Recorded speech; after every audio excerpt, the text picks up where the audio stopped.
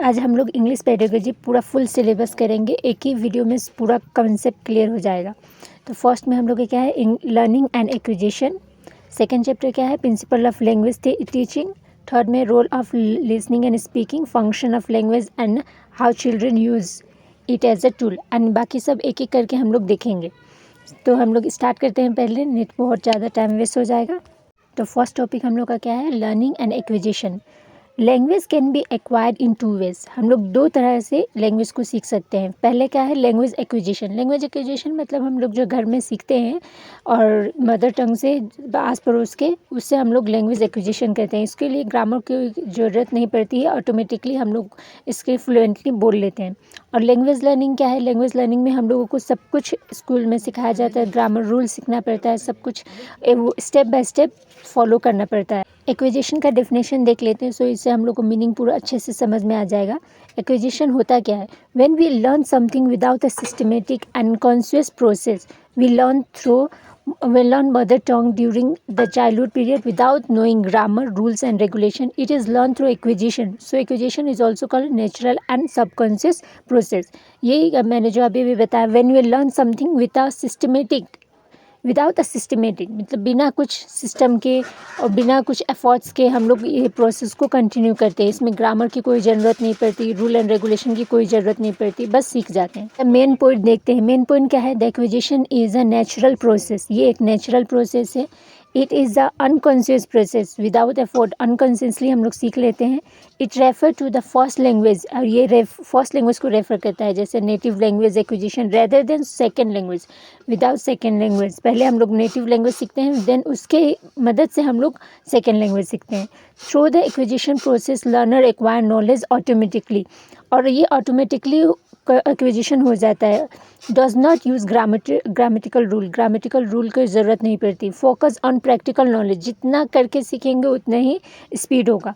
Informal situation, ये एक informal situation से सीखा जाता है। इनफॉर्मल होता है language. Main requirement is a communication environment, और इसका मेन पॉइंट है कि हम लोग को कम्युनिकेशन इन्वायरमेंट होना चाहिए कि हम बोल चाल से सीख सकें इसको। और व्हाट इज़ लर्निंग, लर्निंग क्या होता है, language learning is a process in which learner learn the rules of a grammar and vocabulary. With this process we learn second language. Teachers capability and experience also impact a person learning experiences. Language learning मतलब क्या होता है, इसमें हम लोग को process से सीखना पड़ता है, रूल सीखना पड़ता है, वोकेबलरी सीखना पड़ता है, ग्रामर सीखना पड़ता है, और उसके हिसाब से हम लोग फर्स्ट लैंग्वेज के मदद से हम लोग सेकेंड लैंग्वेज सीखते हैं। और टीचर्स के capability and experience also impact, ये इम्पैक्ट करता है हम लोग लैंग्वेज सीखने में, कि कैसे टीचर्स हैं, कैसे गाइडेंस है, कि हम लोग कैसे इतने स्पीड से सेकेंड लैंग्वेज को सीख सकें, कैसे इन्वायरमेंट है यहाँ का लैंग्वेज लर्निंग का, स्कूल का। और लैंग्वेज लर्निंग का मेन पॉइंट क्या है, language is a systematic process. ये एक सिस्टमेटिक प्रोसेस है। It is a gradual process, एक ग्रेजुअली प्रोसेस कहा जाता है। It is a conscious process, इसको ध्यान दे के सीखा जाता है। Everyone has a different rate of learning, सबका सीखने की क्षमता अलग अलग होती है। Teachers knowledge and experience also impact the process. इस टीचर्स का एक्सपीरियंस और नॉलेज बहुत इम्पैक्ट करता है सेकेंड लैंग्वेज सीखने में। Learning modify the existing knowledge, experience and behaviour, जो हम लोग पहले से सीखे रहते हैं और इसको मॉडिफाई करके दूसरे लैंग्वेज को हम लोग अच्छे से सीख सकते हैं, एक्सपीरियंस कर सकते हैं।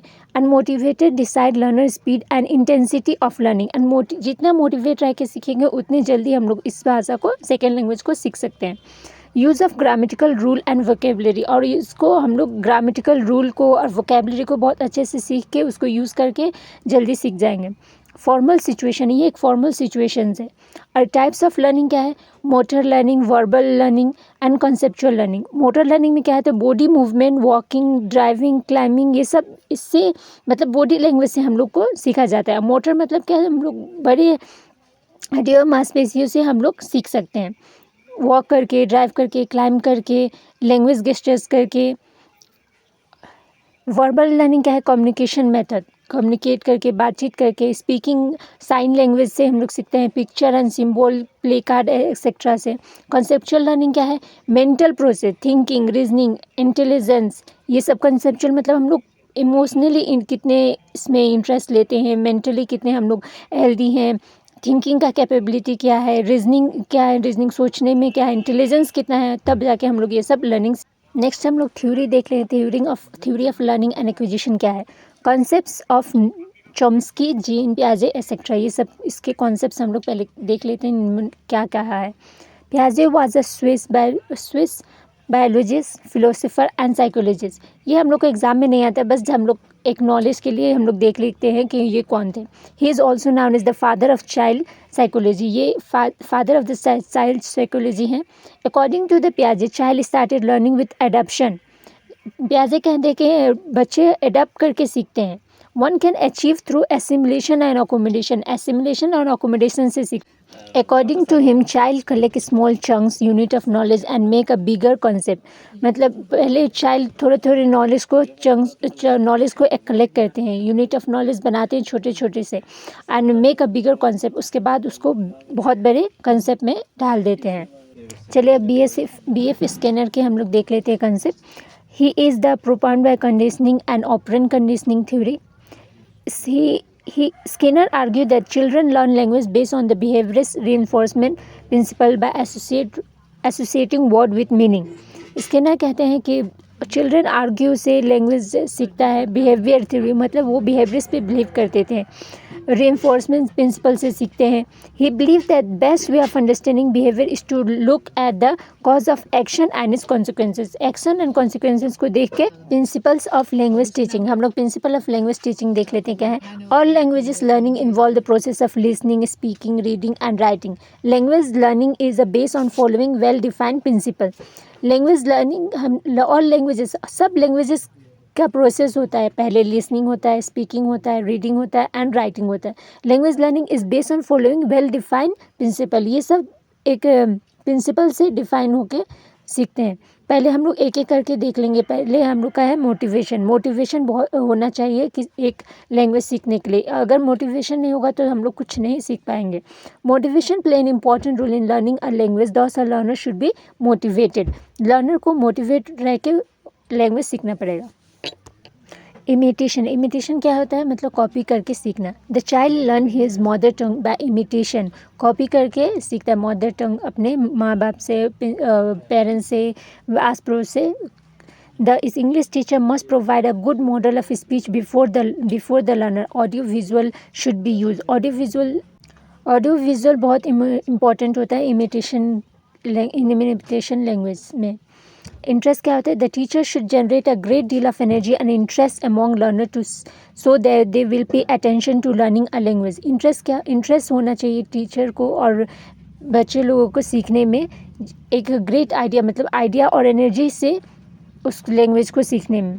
कोरिलेशन क्या होता है, if teaching learning of English is correlated with the real life then learning will realise need of language learning and we will take interest in it. Correlation क्या होता है, रियल लाइफ को और इंग्लिश लैंग्वेज को एकदम connect करके सीखने से हम लोग बहुत जल्दी कॉन्सेप्ट को क्लियर करके और जल्दी सीख जाते हैं।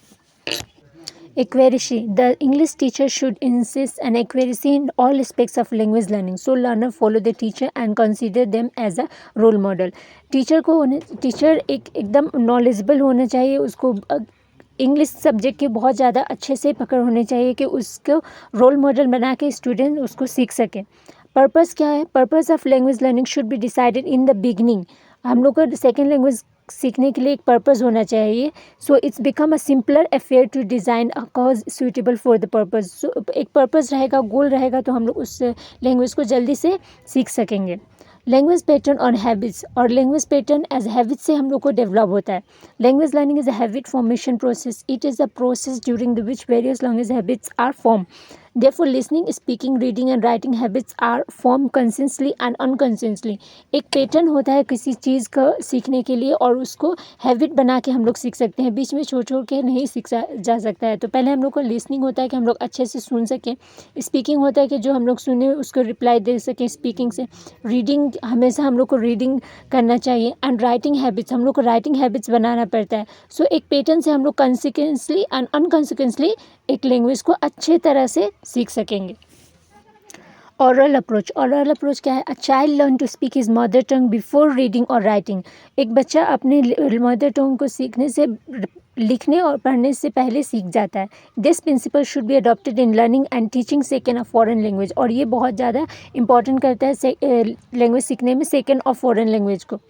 एंड प्रैक्टिस एंड ड्रिल क्या होता है, मतलब बार बार करके सीखना। Language learning is a habit formation process. अभी अभी हमने बताया था कि ये एक हैबिट फॉर्मेशन प्रोसेस है, हमको इसके हैबिट करके सीखना पड़ेगा। For this purpose sufficient practice and drill is needed. हम लोग को बार बार प्रैक्टिस करके, बहुत ज़्यादा प्रैक्टिस करके इसको सीख सकते हैं। एक ही सेंटेंस को बार बार बोल के, एक ही चीज़ को बार बार करके हम लोग सीख सकते हैं। Natural order of learning. Natural order of learning क्या होता है, listening, speaking, reading and writing is the natural order. ये एक नेचुरल ऑर्डर है सीखने का कोई language.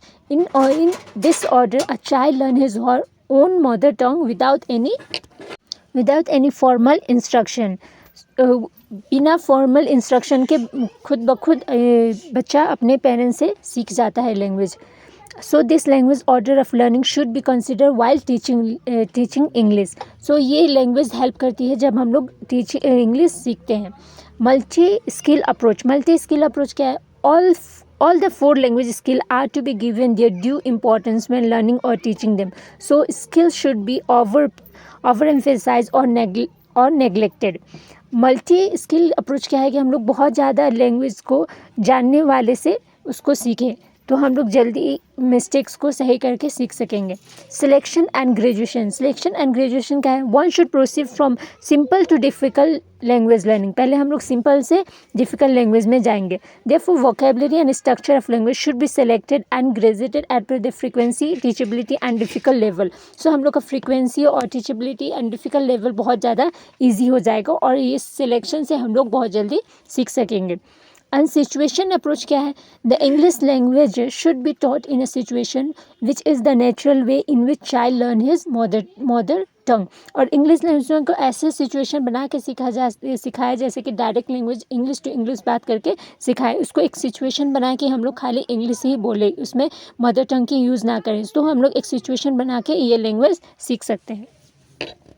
Role of listening and speaking, function of language and how children use it tool. पहले हम लोग listening and speaking of functions देख लेते हैं और बच्चे कैसे ये टूल को यूज़ करके जल्दी से सीख जाएंगे।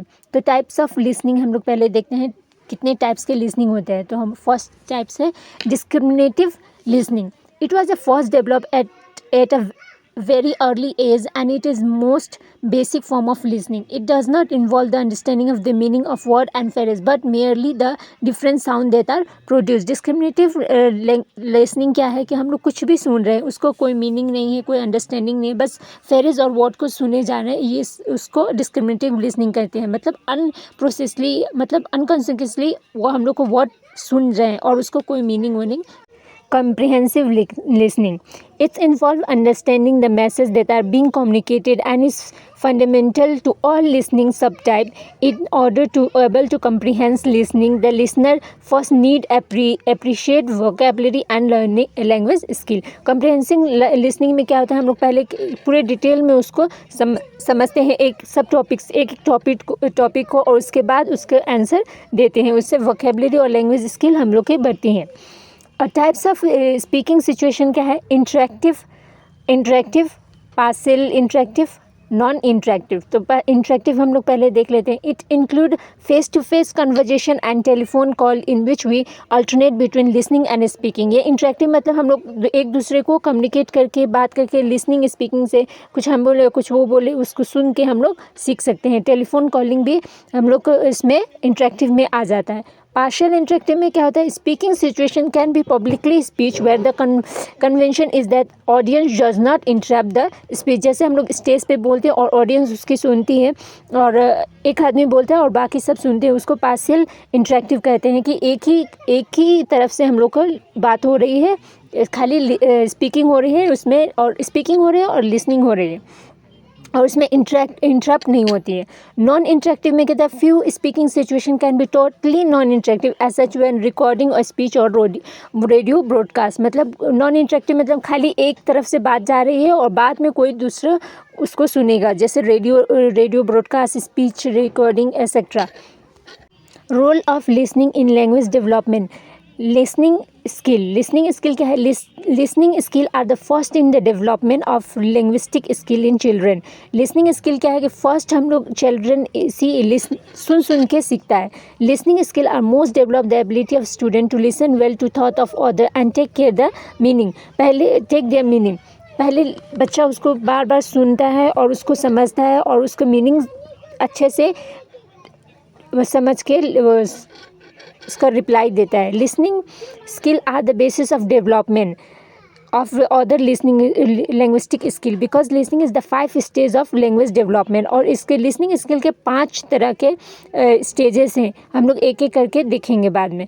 For pronunciation क्या होता है? Listening is a natural process through which children develop the skill of pure pronunciation। उसका pronunciation अच्छा होता है listening से। and the child is able to overcome the difficulty related to pronunciation। और जो डिफ़िकल्टीज आती है pronunciation में उसे सुन के सीख लेता है।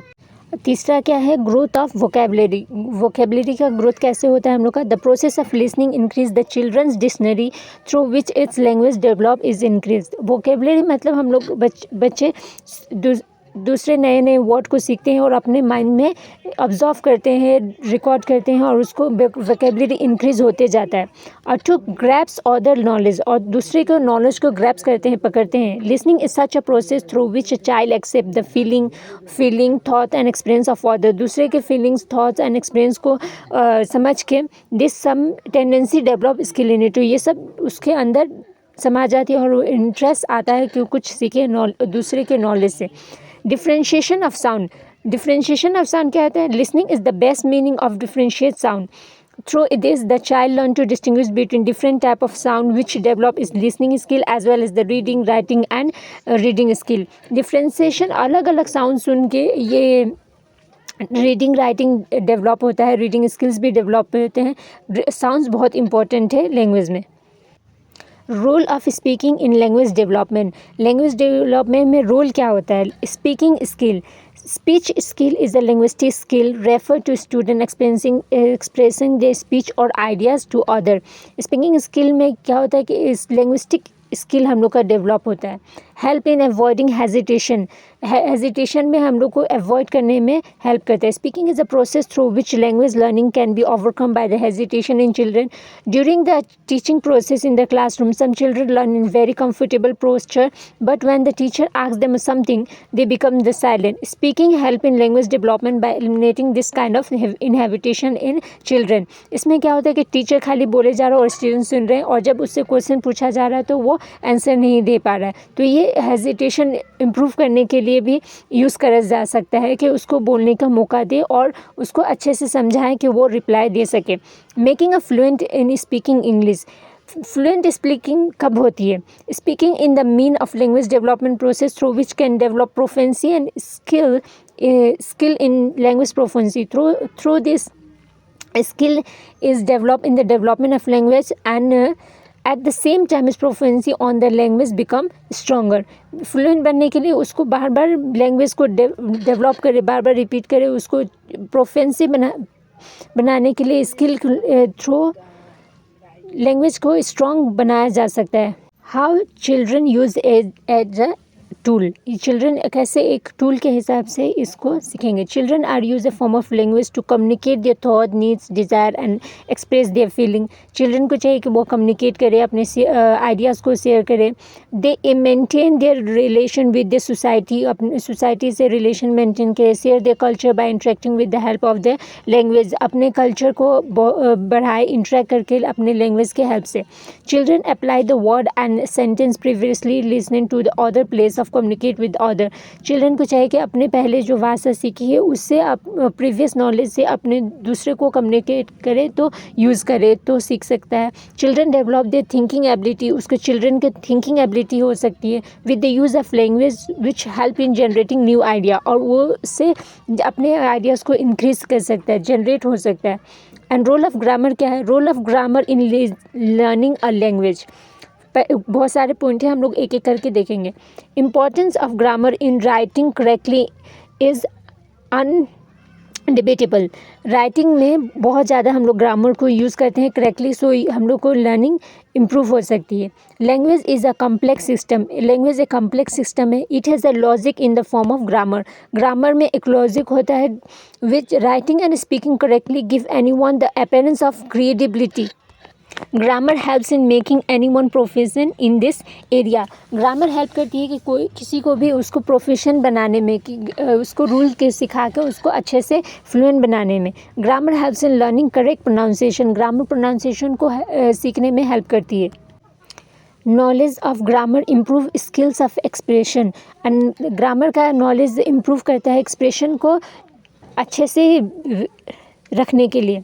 Grammar also help in acquiring in fluency in particular language. Grammar help करता है कि दूसरे लैंग्वेजों को अच्छे से सीखने के लिए। The person will also learn how to organise and express the idea in the mind without difficulty, और बिना डिफ़िकल्टी के उस लैंग्वेज को बता सके और कम्युनिकेट कर सके। The learn to write without correct punctuation and correct language and spelling. और ये सबसे लैंग्वेज, पंक्चुएशन, ये सब ठीक होती है, स्पेलिंग्स भी ठीक होती है ग्रामर सीखने से। With the knowledge of grammar child develop an effective writing skill. और ग्रामर के नॉलेज से बहुत अच्छे से आर्टिकल्स एंड ऑल बच्चे सीख जाते हैं लिखने के लिए, एसेस एंड ऑल सीख जाते हैं। Method of teaching grammar. Teaching का क्या मेथड है, उसको कैसे सिखाया जाता है, ये सब तो हम लोग सीखें कि क्या क्या हो सकता है सीखने से। तो उसको सीखने के लिए हम लोग को मेथड्स भी तो चाहिए। तो पहले मेथड देख लेते हैं क्या क्या है। Inductive method. In this method rules are derived by studying experiences, example and experiment directly. This teaching method is the student center method which emphasize the student learning by doing. It is the psychological method. Inductive method एक teacher student centre method है। इससे learning by doing करके, मतलब करके सीखने की ज़्यादा सीख सकते हैं। In this method for example to rule, from example to rule जाते हैं। एग्जाम्पल पहले सीखते हैं, फिर बाद में रूल में जाते हैं। फ्रॉम मैक्रो टू मिक्रो, पहले मैक्रो से मिक्रो में जाते हैं। स्पेसिफिक टू जनरल, पहले स्पेसिफिक करेंगे फिर जनरल करेंगे। फ्रॉम नोन टू अननोन, पहले जो सीखे हैं उससे अननोन की तरफ, जो नहीं सीखे उसकी तरफ जाते हैं। From the tangible to the intangible, पहले जो छू सकते हैं, जान सकते हैं, उसको पहले देखेंगे, फिर इनटेंजिबल को, जो नहीं छू सकते उसको देखेंगे। डिडक्टिव मेथड क्या है? In this method the student are first given the knowledge of the rule. इसमें पहले नॉलेज दे देंगे कि रूल्स क्या है, देन एग्जांपल्स देंगे, then those are explain by giving example. अब देन रूल्स को पहले दे के उसको एग्जांपल से समझाया जाएगा। This method is called teacher centric method. ये टीचर सेंट्रिक मेथड है in which the teacher teach all the rules. इसमें ऑल रूल्स जो टीचर्स बताएगा, इसमें स्टूडेंट सेंटर मेथड नहीं है, डिडक्टिव मेथड है ये। एंड इन डिडक्टिव मेथड में क्या होता है, माइक्रो टू मैक्रो करते हैं। फ्रॉम जनरल टू स्पेसिफिक, पहले जनरल सीखेंगे फिर स्पेसिफिक की तरफ जाएंगे। And from unknown to known, पहले हम जो नहीं जानते उसको सीखेंगे, फिर उसको जो जानते हैं वो सीखेंगे। फ्रॉम रूल टू एग्जाम्पल, पहले रूल को देखेंगे फिर उसके रूल को एक एक करके एग्जाम्पल से सीखेंगे। एंड इसमें चैलेंजेस भी होते हैं। Challenges of teaching learning in diverse classroom. Challenges of teaching language in diverse classroom. Diverse classroom में हम लोग टीचिंग लैंग्वेज टीचिंग को कैसे सिखा सकते हैं वो देखते हैं। नंबर 1 क्या है, effective of regional language on children. India is a multilingual country. India हम लोग का एक मल्टीलिंगुअल कंट्री है। इसमें बहुत सारे भाषाएं बोली जाती हैं। 1600 इंडिया में ही भाषाएं बोली जाती हैं। डिफरेंट कल्चर्स हैं, डिफरेंट डाइवर्सिटीज़ हैं।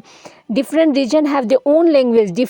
अलग रीजन में अलग उनका अलग से लैंग्वेज होता है।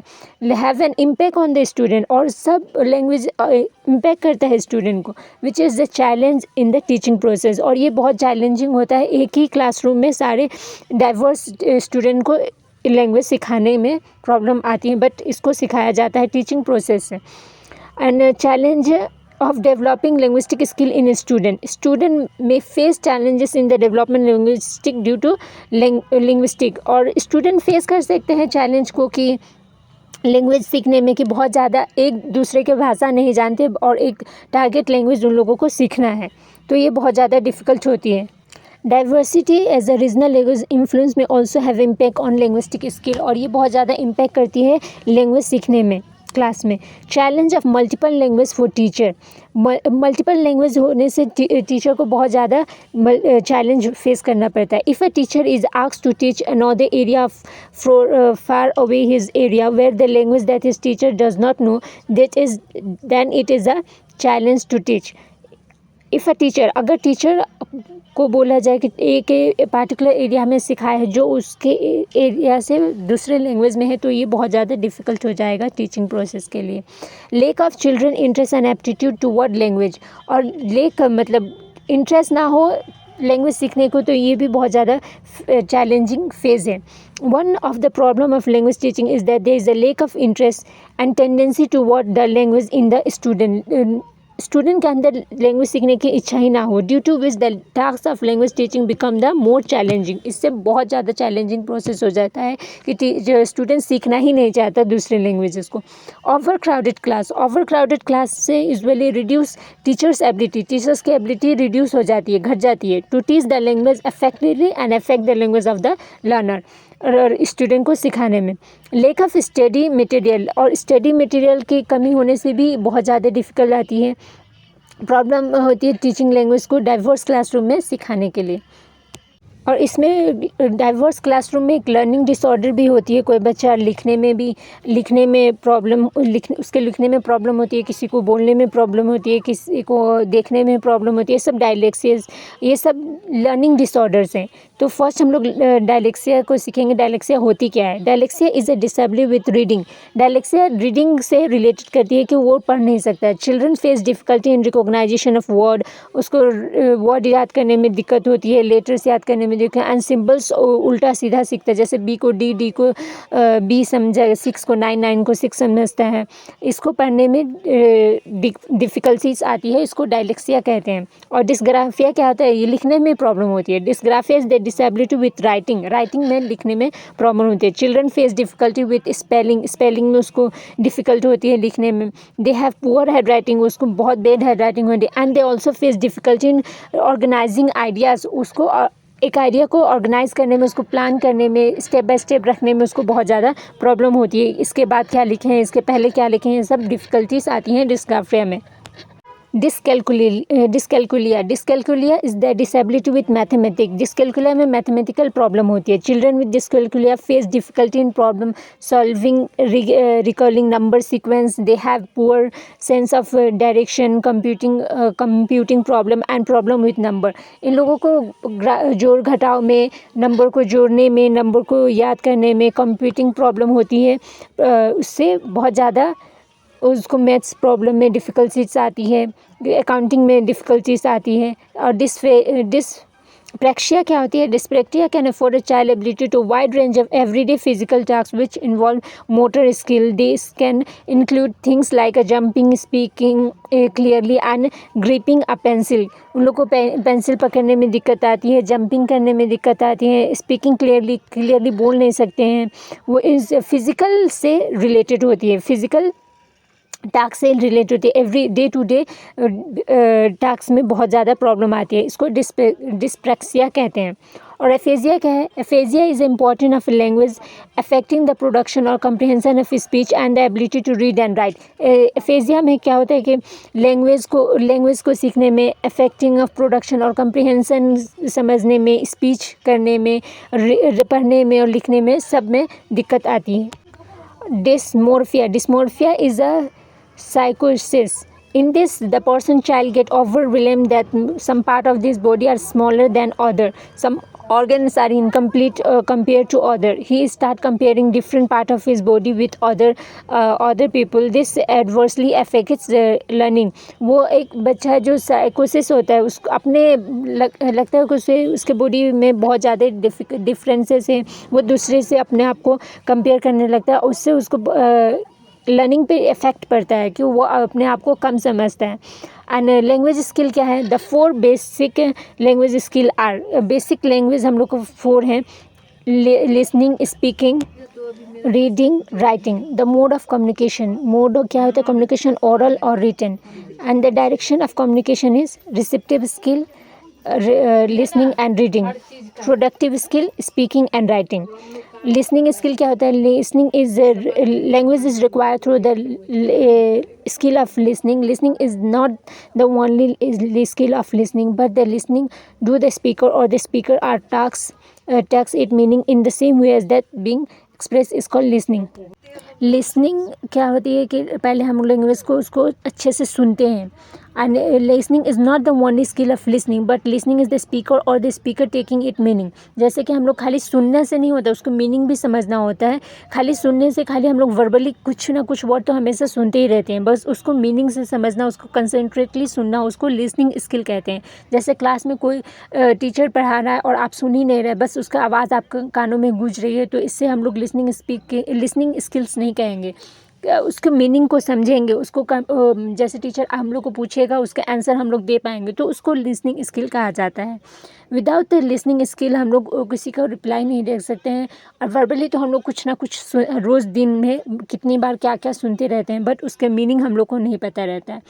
रीडिंग स्किल क्या है? टू एक्सप्रेस आवर पॉइंट और thought in front of other is called reading speaking skill. If you understand the matter well and it has an effect on it, then it is the example of a good reading skill. अगर आप पढ़ रहे हैं और कुछ समझ नहीं रहे हैं, उसका रिप्लाई नहीं दे पा रहे हैं, कोई कुछ आप पूछे कि आप क्या पढ़ रहे थे, उसको रिप्लाई नहीं दे पा रहे, तो मतलब इसको रीडिंग स्किल नहीं कहते हैं. आप उसको रिप्लाई दे पाए कि हम ये पढ़ रहे थे, उसको समझा पाए, तो ये रीडिंग स्किल होती है. Reading skill, reading a subject and acquiring its meaning is called reading skill. उसको मीनिंग को समझे, एक्वायर करे उसके नॉलेज को. Instead of listening, reading skill lead to permanent knowledge. Listening से ज़्यादा हम लोग रीडिंग स्किल, हम लोग परमानेंट नॉलेज रहती है, बहुत ज़्यादा देर तक याद रहती है.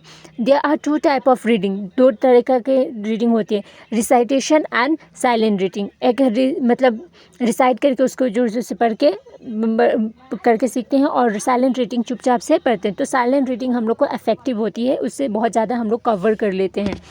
और राइटिंग स्किल में क्या होता है? Writing skill, expressing your thought और think by writing in is called writing skill. अपने फीलिंग को, इमोशंस को, अपने स्टोरीज़ को आप लिख सके, उसको राइटिंग स्किल कहते हैं. कि कोई उसको पढ़ के मीनिंग समझ सके. आप कुछ भी वर्बली कुछ भी लिख दें तो उसको राइटिंग स्किल नहीं कहते हैं. In this skill, the language is stabilized and spelling correctness is given utmost important. इसमें राइटिंग स्किल में हम लोग को लैंग्वेज को, स्पेलिंग को, वोकेबलरी को, ग्रामर कंटेंट को बहुत अच्छे से लिखना होता है. पंक्चुएशन कहाँ लगाएं, ग्रामर फुल स्टॉप कहाँ लगाएं, तो ये सब हम लोगों को अच्छे से सीख के लिखते हैं, तो हम लोग को राइटिंग स्किल बहुत ज़्यादा इम्प्रूव होता है आर्टिकल्स पढ़ने में. और आर्टिकल्स पढ़िए, न्यूज़पेपर पढ़िए, तो हम लोग को राइटिंग स्किल बहुत ज़्यादा डेवलप हो सकती है. लिसनिंग सिचुएशन क्या है? Interactive and non interactive. Interactive में क्या होता है? Interactive listening situation should face to face होता है. कन्वर्जेशन ऑन टेलीफोन कॉल से हम लोग इंटरेक्ट करते हैं. In which we are alternately listening and speaking. इसमें लिसनिंग भी होती है और स्पीकिंग भी होती है. And which we have a chance to ask clarification, repetition और slower speech for conversation for partner. हम लोग एक दूसरे को पहले कन्वर्जेशन क्लैरिफिकेशन से सीख सकते हैं, रिपीटेशन से सीख सकते हैं, उसको स्लोअर स्पीच बोल के, कम बोल के सीख सकते हैं, कन्वर्जेशन एक दूसरे को बात करके सीख सकते हैं. तो ये इंटरेक्टिव होता है कि 1 to 1 कम्युनिकेशन हो रही है. और नॉन इंटरेक्टिव में क्या होता है? Some non interactive listening situation are listening to the radio. जैसे कि रेडियो से सुन रहे हैं, टेलीविजन देख रहे हैं, films and lecture or sermons, lecture सुन रहे हैं. तो ये वन साइडेड होता है कि खाली हम लोग सुने जा रहे हैं, उसको रिप्लाई नहीं दे सकते. In situation we usually don't have the opportunity to ask for clarification के लिए हम लोग उससे क्वेश्चन नहीं कर पाएंगे. स्लोअर स्पीच और रिपीटेशन के लिए भी नहीं कर पाएंगे कि कम थोड़ा आहिस्ता बोलो, उसको रिपीट करो, नहीं बोल सकते. ये वन साइडेड होता है. और इंटरेक्टिव में क्या होता है? Two sided. आप बोले, वो सुने, और वो बोले तो आप सुने. ये 1 to 1 कम्युनिकेशन होता है. स्पीकिंग सिचुएशन क्या होता है? इसमें भी इंटरेक्टिव होती है, पासली इंटरेक्टिव होती है और non interactive. It is include face to face conversation and telephone calls. Just अभी मैंने एक्सप्लेन किया. Partially interactive क्या होता है? Some speaking such are partially interactive, such as when giving a speech to a live audience, where the convention is that audience does not interrupt the speech. उसमें audience speech को interrupt नहीं करती है, बस सुनती है अच्छे से. नॉन इंटरेक्टिव में क्या होता है? जस्ट अभी एक्सप्लेन किया मैंने. सो सम आस्किंग सिचुएशन में भी totally non interactive, such when recording a speech for radio broadcast. जैसे कि हम लोग अपने वॉइस को रिकॉर्ड कर रहे हैं, तो उसको नॉन इंटरेक्टिव कहेंगे कि उससे रिप्लाई नहीं आ रहा है, बस हम लोग उसको रिकॉर्ड कर रहते हैं.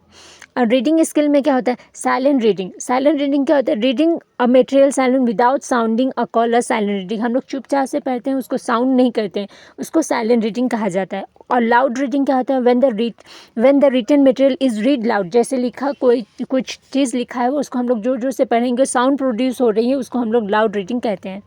सो आई होप आप रीडिंग, राइटिंग, लिसनिंग, स्पीकिंग सब अच्छे से समझ गए होंगे। तो हम लोग नेक्स्ट मूव करते हैं नेक्स्ट टॉपिक पे, इवैल्यूएशन। इवैल्यूएशन क्या होता है पहले उसको देख लेते हैं। Evaluation form an integral part of the whole learning process and is done at regular basis. Evaluation हम लोग का क्या है, पूरा इंटीग्रल पार्ट को हम लोग पूरा होल लर्निंग प्रोसेस को एकदम अच्छे से समझ के और रेगुलर बेसिस पे इवैल्यूएट करते हैं। It is closely related to educational objective. It is the continuous process. The aim of both assessment evaluation is to measure children's ability, perception and learning.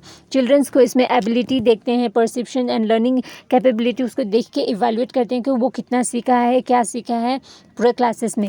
And through the evaluation the objective of the three side. और evaluation में हम लोग 3 side check करते हैं, cognitive, उसके schemas and all, emotionally कितने अच्छे से, फंक्शनल और मेजर, ये सब हम कॉग्निटिव, इमोशनल, फंक्शनल और सब मेजर होता है इवैल्यूएशन में। And the assessment is a process that occur during evaluation. Evaluation के दौरान assessment is a brief process and evaluation is a comprehensive process. Assessment क्या है, एक ब्रीफ प्रोसेस है, छोटे छोटे करके हम लोग अच्छे असेसमेंट करते हैं। और इवैल्यूएशन क्या है, उसको कम्प्रिहेंसिव पूरा वन बाय वन उसके सारे स्टेप, सारे मतलब उसके बिहेवियर्स एंड ऑल पूरा चेक करते हैं, इवैल्यूएट करते हैं वो कितना सीखा है। And importance of evaluation. Evaluation क्या होता है उसका इंपॉर्टेंस देख लेते हैं। Evaluation helps the teacher to know whether the teaching methodology adopt was successful और नॉट। इवैल्यूएशन से टीचर अपने आप को पता लगा सकता है कि वो उसके टीचिंग मैथोडोलॉजी से स्टूडेंट कुछ सीख पाया कि नहीं है, वो सक्सेसफुल हो पाया कि नहीं अपना मतलब बात कहने में, वो उसके अपने नॉलेज को समझाने में। It helps the teacher to know how successful students are in learning new skill, that is LSRW। इससे उसको पता लग जाता है listening, speaking, reading and writing उसकी कितनी इम्प्रूव हो गई है। And evaluation also help the student to determine which area of learning require more attention. और इस टीचर को पता लग जाता है इवैल्यूएशन से कि कौन सा एरिया में इसको इम्प्रूव करने की ज़रूरत है। And one of the main process of evaluation at the school stage is to help learner improve the achievement in scholastic area and the develop life skill attitude with reference to large context and canvas of life. और ये school as stages में बहुत ज़्यादा मतलब important होती है कि उसके अचीवमेंट्स में डेवलप करे, स्किल्स में उसके इजाफा हो एंड ऑल। ये सब प्रोसेस उसको इवैल्यूएट करके उसको बता सकते हैं, उसको इम्प्रूव कर सकते हैं, उसके मिस्टेक्स को देख सकते हैं, उसको गाइडेंस देख सकते हैं स्कैफोल्डिंग से, जेडपीडी से। और स्टेप्स ऑफ इवैल्यूएशन, इसके इवैल्यूएशन के स्टेप्स क्या होते हैं। Evaluation is done through systematic approach. एक सिस्टमेटिक अप्रोच से इवैल्यूएट किया जा सकता है। डिटरमाइन एजुकेशनल ऑब्जेक्टिव्स को देख के ऑर्गेनाइज लर्निंग एक्सपीरियंसेस को अपने हिसाब से देख के मेजर बिहेवियरल चेंजेस, उसके बिहेवियर के अंदर कितने चेंजेस आए वो उसके हिसाब से परफॉर्मेंस टेस्ट करके एक टेस्ट कंडक्ट करा के उसको इवैल्यूएट कर सकते हैं। एंड स्कूल बेस्ड असेसमेंट क्या होता है, SBA। This form of assessment is form at school level by teacher and educator. ये स्कूल लेवल पे परफॉर्म किया जाता है, असेसमेंट किया जाता है एजुकेटर के द्वारा। It is a child centred and multi dimensional. ये चाइल्ड सेंटर्ड होता है, चिल्ड्रन को ध्यान में रख के करते हैं, मल्टी डायमेंशनल होता है। And thus it is improve the social, physical, emotional, intellectual development of children. इसमें social, physical and emotional, intellectual development को ध्यान में रख के टीचर इम्प्रूव करता है। It provide a good idea to teacher about the children have learned, how they learn, what difficulty they face, what their interests are and so on। ये सबसे हम लोग मतलब टीचर को बहुत ज़्यादा हेल्प होती है कि उसके इंटरेस्ट के हिसाब से उसके कैसे करके सीखा है, कैसे करके सीख सकता है, उसको इम्प्रूव कैसे कर सकते हैं, उसका इंटरेस्ट क्या क्या है, ये सबसे बहुत ज़्यादा सीख सकता है। टाइप्स ऑफ असेसमेंट, और 2 टाइप के असेसमेंट होते हैं, फॉर्मेटिव असेसमेंट और समेटिव असेसमेंट। इसको भी हम लोग एक एक करके देख। फॉर्मेटिव असेसमेंट क्या है। Formative assessment done during teaching is called formative assessment. It is the based on assessment way to know about children. ये समेटिव असेसमेंट होता है कि टीचिंग लर्निंग के प्रोसेस के दौरान होता है, जैसे कि अभी क्लास में टीचर कुछ पढ़ाए और उसको क्वेश्चन आंसर्स पूछ ले डायरेक्ट, उसके उस साथ साथ उसका मतलब सिखा दे, टीचर को उसको क्वेश्चन आंसर्स करा दे और उसको मीनिंग समझा दे, वो सब टीचिंग लर्निंग के दौरान उसको असेसमेंट करके सीख सकते हैं। और समेटिव असेसमेंट क्या है? समेटिव असेसमेंट उसको last end of the year कहते हैं। Assessment done at the end of the year is called summative assessment. जैसे कि results and all, final exam के बाद उसको चेक करके असेसमेंट करे कि वो कितना सीखा है। और फॉर्मेटिव मतलब ड्यूरिंग क्लास के टाइम में ही सीखा जा सकता है। And continuous and comprehensive evaluation CCE, ये बहुत ज़्यादा इंपॉर्टेंट है टीचिंग लर्निंग के प्रोसेस के दौरान। Continuous and comprehensive evaluation refers to a system of school based on evaluation of student that cover all aspects of student development. पूरे aspects मतलब student के पूरा बिहेवियर एंड ऑल, पूरा उसका ओवरव्यू देख के कंटिन्यूस इवैल्यूएशन किया जाता है। उसको स्कूल के सिस्टम के हिसाब से चेक किया जाता है। It is the developmental process of assessment which emphasis on two fold objective में इसको करते हैं, evaluate करते हैं। The objective are continuity in evaluation and assessment for broad learning behavior outcome of other। उसको कितना उसको सीखा है, उसको कंटिन्यूसली उसको देखें, हर एक दिन उसको एवरीडे प्रोसेस है ये। The term CCE is a combination of 3 different word. ये CCE टर्म का 3 वर्ड है, continuous comprehension and evaluation. Let's look at the definition to understand better this word. Continuous पहले क्या है उसको हम लोग पहले देखते हैं। 3 वर्ड है इसमें, तो हम लोग एक एक करके देखेंगे। Continuous, it's refer to the regularity in the assessment. Regularity, assessment में इसको रेगुलर होना चाहिए। The development of a child is a continuous process, thus it should be evaluating continuously. Child में डेवलपमेंट रोज़ होती है, डे टू डे होती है, तो इसको कंटिन्यूसली चेक करना भी, इवेल्युएटेड करना भी, उसको इवेल्युएट करना भी कंटिन्यूसली होना चाहिए। कंप्रीहेंशन क्या है? It refer to both scholastic and non scholastic area of a student growth. According to theory, scholastic school function is to develop both the cognitive and non-cognitive ability of a child। Scholarship and non scholastic area भी check करना होता है children's के हिसाब से, तो school functions में इसको चेक किया जा सकता है। Aims of CCE। CCE का एम्स क्या है? To help develop cognitive, psychomotor and affective skill. Cognitive motor दिमाग से intelligence, psychomotor physically and affective skills को सीखने में हेल्प करती है रेगुलर प्रोसेस से। To lay emphasis on thought process, on de emphasize memorization. Memorization मतलब बार बार उसको रिपीटिशन में चेक करने से उसको मेमोराइज हो जाती है, हमेशा के लिए याद रह जाती है। To make evaluate in integral part of teacher learning process. Integral part मतलब उसके अंदर से क्या क्या उसके मतलब याद रह गया, सीख गया, वो सब लर्निंग प्रोसेस के दौरान ही सीखा जा सकता है। To use evaluation for improvement of student achievement and teaching learning स्टेटी as the best regular diagnostic followed by remedial instruction. अगर कोई बच्चा नहीं सीख पाए तो उसको डायग्नोस करके उसको टीचिंग रेमेडीज या एक्चुअल टूल से उसको सिखाया जाए तो वो जल्दी सीख जाएगा। टू डिटरमाइन सोशल एबिलिटी को चेक किया जा सकता है CCE से। डिज़ायबिलिटी और effectiveness of program and take appropriate decision about the learning, और अप्रोप्रिएट डिसीजन लिया जा सकता है लर्निंग के दौरान। And the process of learning and learning environment, and learning के एनवायरनमेंट भी उसको इम्प्रूव हो सकती है। To make the process of teaching and learning is learning centred activity, और टीचिंग सेंटर्ड एक्टिविटी नहीं होना चाहिए, उसमें लर्नर सेंटर एक्टिविटी होना चाहिए। बच्चों के हिसाब से सिखाया जा सके, ना कि टीचर के हिसाब से। जो बच्चे सीखना चाहते हैं ग्रुप में डिस्कशन करके उसको सिखाया जाता है टीचिंग लर्निंग मटेरियल से। टीचिंग एड के audio aids which apply only to the ear are called audio aid. Audio aid क्या होता है कि मतलब रिकॉर्डर से, टेप रिकॉर्डर से, ग्रामोफोन से उसको सिखाया जाए। टीचिंग एडिंग मटेरियल ये होता है। विजुअल एड क्या होता है? Visual aid apply only to the eyes. और विजुअल एड से क्या होता है?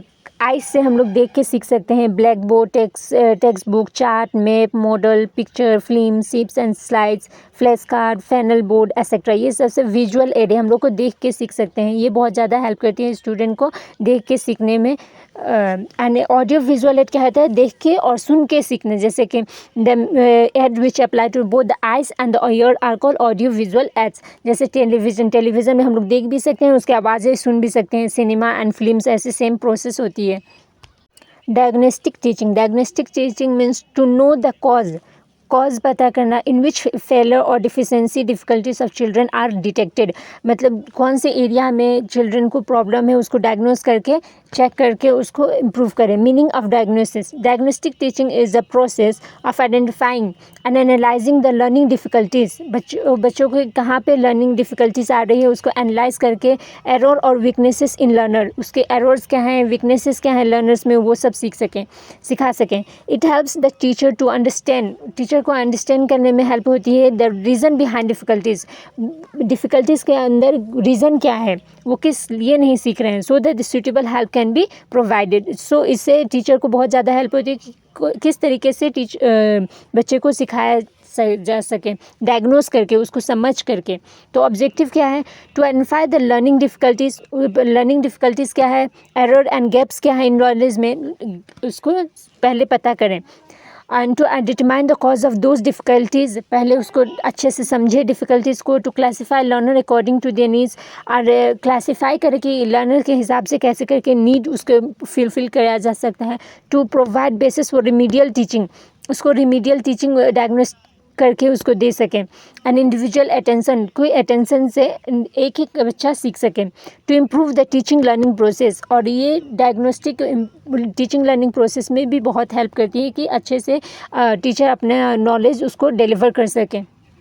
इसके कुछ कैरेक्टरिस्टिक में है, उसको भी हम लोग देख लेते हैं. It is a investigation and analytical in nature, ये एक इन्वेस्टिगेशन के जैसे काम करता है. It focuses on individual difference, और ये फोकस करता है कि अलग अलग बच्चे कैसे एक दूसरे से अलग हैं, डिफरेंस हैं, उनमें सीखने की क्षमता अलग अलग होती है, कैपेबिलिटीज़ अलग अलग होती है. It identify the specific area of difficulties, और एक एक बच्चा को अलग से आइडेंटिफाई करें तो वो उसके कौन सी स्ट्रॉन्ग पॉइंट है, कौन सी वीक पॉइंट है, उसको समझ के उसको डायग्नोस करके उसको रिमीडियल टीचिंग दे सकें. It is the first step toward remediation and improvement. ये फर्स्ट रेमिडिएशन है इम्प्रूवमेंट की ओर. And it is a continuous and systematic, और ये कंटिन्यूस प्रोसेस है और सिस्टमेटिक प्रोसेस है. एंड टेक्निक्स और टूल यूजिंग डायग्नोस्टिक टीचिंग, और डायग्नोस्टिक टीचिंग में हम लोग कैसे इंप्रूव कर सकते हैं. हम लोग तो ये देख लें कि डायग्नोस्टिक टीचिंग मतलब हम लोग उसको कॉज पता करें, वीकनेस और स्ट्रॉन्ग पॉइंट पता करें, मगर कैसे पता करें, कुछ तो होना चाहिए कि इम्प्रूव कर सके. तो उसके लिए ऑब्जर्वेशन है, इंटरव्यू है, क्वेश्चनिंग है, क्लासरूम इंटरेक्शन है, डायग्नोस्टिक टेस्ट है, वॉक एनालिसिस है, स्टूडेंट वॉक, रेटिंग स्केल है, चेकलिस्ट है, एंड सी टोटल रिकॉर्ड, मतलब सारे रिकॉर्ड. एक इम्पॉर्टेंट रिकॉर्ड, जैसे कोई बच्चा प्लेग्राउंड में खेल रहा है और वो गिर गया तो वो उसको हेल्प कर रहा है, तो वो उसको टीचर रिकॉर्ड करके उसको सेव कर ले, तो ये एनसी टोटल रिकॉर्ड होती है. Remedial teaching. अब रिमीडियल टीचिंग क्या है देखते हैं. Remedial teaching is the follow up process of diagnostic teaching. Diagnostic teaching के लिए रिमीडियल टीचिंग हम लोग का फॉलो अप प्रोसेस है. It involve providing help and guidance to learner, how expressing difficulties learner to overcome the problem and improve achievement. Diagnostic के time हम लोग remedial teaching मतलब कुछ हेल्प लेते हैं टूल से, तो उससे एक्सपीरियंस करके हम लोग पता लगा सकते हैं उसके weak point and meaning. It is a process of correcting the learning difficulty, वो लर्निंग डिफ़िकल्टी को इम्प्रूव कर सकता है. आइडेंटिफाइंग थ्रू डायग्नोस्टिक टीचिंग को इम्प्रूव कर सकता है. And helping the learners to achieve satisfactory learning, और इससे स्टूडेंट को सेटिस्फैक्ट्री लर्निंग मिलती है. एंड ऑब्जेक्टिव क्या है? टू इम्प्रूव और reduce the learning difficulty of learner, remove और reduce the learning difficulties of learner. मतलब ये पूरा रिमीडियल टीचिंग से उसको इम्प्रूवमेंट हो सकता है, डिफ़िकल्टीज़ को रिमूव कर सकते हैं या रिड्यूस कर सकते हैं. To remove academic achievement, to improve academic achievement, उसको एकेडमिक अचीवमेंट में इम्प्रूवमेंट हो सकता है. To build confidence and develop positive attitude toward learning. To provide individual helping according to the needs of learner. Individual help करे according, मतलब उसके एक बच्चे के लर्निंग के हिसाब से. To bridge the gap between the actual and expected level of achievement. Characteristic क्या है इसके रिमीडियल टीचिंग के देखते हैं. It is the base on the result of diagnostic teaching. It is the individual and need base. It is a corrective and supportive in nature. It is a short-term and purposeful and planned process. It helps in achieving better learning outcomes. ये सब learning outcomes को improve करने में help करती है. Principles of remedial teaching क्या है? Based on the need of learner. Learners की क्या नीड्स है वो उसको देखने के लिए, फोकस ऑन स्पेसिफिक डिफ़िकल्टी, अलग अलग डिफ़िकल्टीज़ को मतलब स्पेसिफिक जो रॉन्ग है उसको इम्प्रूव करने में फोकस करती है। प्रोवाइड इमीडिएट हेल्प करती है। Use simple and concrete method, simple से कंक्रीट मेथड से उसको सिखाया जाए। पहले सिंपल सिखाएंगे फिर डिफ़िकल्ट में जाएंगे। And proceed from easy too difficult, पहले ईजी को सीखेंगे फिर डिफ़िकल्ट को सीखेंगे। Use different method and material, अलग अलग डिफरेंट मटेरियल से सीखेंगे क्योंकि जल्दी समझ में आ जाएगा। प्रोवाइड एम्पल प्रैक्टिसेस, बहुत ज़्यादा प्रैक्टिस देंगे। एम्पल मीन्स बहुत important, necessary. And encourage motivate learners को मोटिवेट करके सिखाया जा सकता है। इवैल्यूएट प्रोग्रेस कंटिन्यूसली, उसको वर्क को हमेशा कंटिन्यूसली इम्प्रूव करके, इवैल्यूएट करके, असेसमेंट करके उसको इम्प्रूव कर सकता है रिमीडियल टीचिंग से। एंड मेथड और strategy use in remedial teaching, और रिमीडियल टीचिंग के लिए हम लोग का एक प्रोसेस होता है तो उसको एक एक करके देख लेते हैं। इंडिविजुअल रिमीडियल टीचिंग में एक एक बच्चे को मतलब देख के उसके प्रोग्रेस को देख के इम्प्रूव कर सकें। स्मॉल ग्रुप टीचिंग होती है, स्मॉल ग्रुप बना के अलग अलग टॉपिक को छोटे छोटे करके समझा सकें। पेयर ट्यूटरिंग होती है, दो दो पेयर बना के सीख सकें। ड्रिल एंड प्रैक्टिसेस होती है। यूज़ ऑफ टीचिंग एड होती है, teaching add board and chalk, project and all, ये सब करके सिखा सकें। तो अगर ये आपको सेशंस पसंद आया और आप ये बहुत ज़्यादा सीख सकें इससे, तो please subscribe and share my channel. Thank you.